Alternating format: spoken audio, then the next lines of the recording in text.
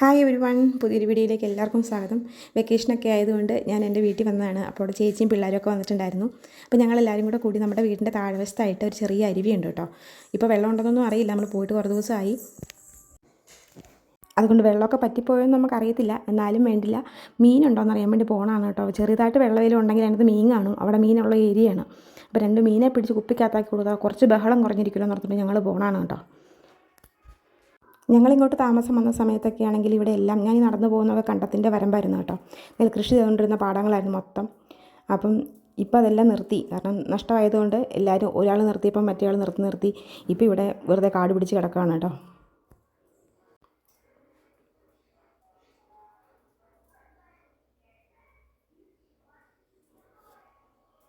ഇവിടെ നമുക്കും ഉണ്ടായിരുന്നു കേട്ടോ ഒരു ചെറിയ കണ്ടമൊക്കെ. പക്ഷേ നമുക്ക് പണി കൂടുതലും കിട്ടാൻ വലിയ ലാഭമൊന്നും ഇല്ലാത്തതുകൊണ്ട് നമ്മളും അത് നിർത്തിപ്പോയതാണ്.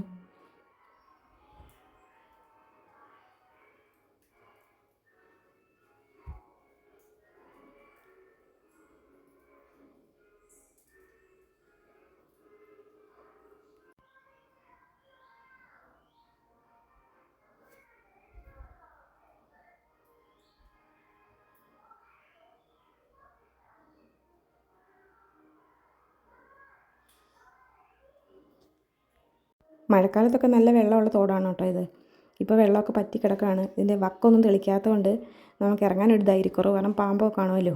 അപ്പം ഞങ്ങൾ കരയ്ക്ക് നിന്നുകൊണ്ട് തന്നെ ബക്കറ്റ് കൊണ്ട് കോരിയെടുക്കാമെന്നൊക്കെ പറഞ്ഞ് ചേച്ചി ഇറങ്ങുകയാണ് കേട്ടോ. കിട്ടിയാൽ കിട്ടി, പോയാൽ പോയി എന്നൊക്കെ പറഞ്ഞ് ഞങ്ങൾ ബക്കറ്റ് കൊണ്ടൊക്കെ ഇറങ്ങാൻ തുടങ്ങുകയാണ്.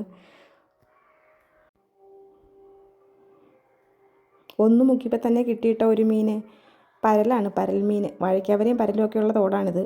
ഒരെണ്ണം നിങ്ങൾ മുക്കി നോക്കാമെന്ന് പറഞ്ഞ് ഒന്നുകൂടെ ഞങ്ങൾ ഇറങ്ങിയതാണ്. ഞാൻ 2 പരൽമീനെ കിട്ടി കേട്ടോ. പരലെന്ന് പറഞ്ഞാൽ നമ്മുടെ ഈ ഒഴുകുമീനുണ്ടല്ലോ, ആ മോഡലൊക്കെയാണ് കേട്ടോ ഇത്.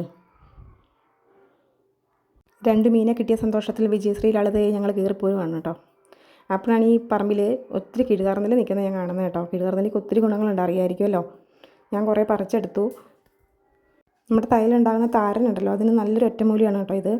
ഇത് നന്നായിട്ട് അരിച്ച് അതിൻ്റെ നീര് തലയിൽ തേക്കുകയാണെങ്കിൽ താരന് ഒരുപാട് ശമനം ഉണ്ടാവും കേട്ടോ. ഇതിൻ്റെ ഈ കാണുന്ന ചെറിയ ചെറിയ കായ ഉണ്ടല്ലോ, അതാണ് ഇതിൻ്റെ വിത്ത് കേട്ടോ. കിഴികാർനെല്ലി എന്ന് പേര് വരാൻ കാരണം അതാണെന്നാണ് പറയുന്നത്. ഞാൻ കുറേ പറിച്ചെടുത്തു. ഇത് ഉണങ്ങി വെച്ചാൽ നമുക്ക് വെള്ളം തിളപ്പിച്ച് കുടിക്കാൻ കൊള്ളാം. കരൾ രോഗത്തിനൊക്കെ നല്ലതാണിത്. പിന്നെ മഞ്ഞപ്പിത്തമൊക്കെ ഉണ്ടായവരൊക്കെ ആണെങ്കിലും ഇത് നല്ലതാണ്. മഞ്ഞപ്പിത്തം ഉണ്ടായവർക്ക് ഇത് കുറയാനും ഇതിൻ്റെ വെള്ളം തിളപ്പിച്ച് സമൂലം തിളപ്പിച്ചിട്ട് അത് കുടിച്ചാൽ മതി, കുറയും. താരം കുറയാനായിട്ട് എന്തൊക്കെ ഷാമ്പു തേച്ചാലും പെട്ടെന്ന് തന്നെ ഒരാഴ്ചയൊക്കെ അതിൽ നിന്ന് റിലീഫ് കിട്ടിയാലും പിന്നെ അത് അതുപോലെ തന്നെ ഉണ്ടായി വരാറുണ്ട്. പക്ഷേ ഇതൊക്കെ തേച്ചാൽ നമുക്ക് പ്രത്യേകിച്ച് പരിണിത ഫലങ്ങളൊന്നും ഇല്ലതാനും മുടിക്ക് നല്ലതുമാണ്. അതുകൊണ്ട് കിഴുകാർന്നെല്ലിയൊക്കെ കിട്ടുകയാണെങ്കിൽ കളയാതെ തലയിലൊക്കെ അരച്ച് തേക്കുക കേട്ടോ. ഇത് നമുക്ക് ഉണങ്ങി പൊടിച്ച് സൂക്ഷിച്ച് വെക്കാനും കൊള്ളാം കേട്ടോ. അതുകൊണ്ടാണ് ഇത്രയും ക്വാണ്ടിറ്റി പറിച്ചെടുക്കുന്നത്. ഇത് മുകളിൽ നിന്ന് ഒടിച്ചൊടിച്ചെടുക്കുകയാണെങ്കിൽ ഇനി വീണ്ടും ഉണ്ടായി വരും കേട്ടോ. ഈ പറമ്പിൽ ഇഷ്ടം പോലെയുണ്ട് കിഴുകാർനെല്ലി. എക്സസീവായിട്ടുള്ള മെൻസ്ട്രൽ ബ്ലീഡിങ്ങിന് കീഴാർനെല്ലിയുടെ തണ്ട് ഉണക്കി പൊടിച്ച് പാലിലോ വെള്ളത്തിലോ ചേർത്ത് കഴിച്ചാൽ മതി.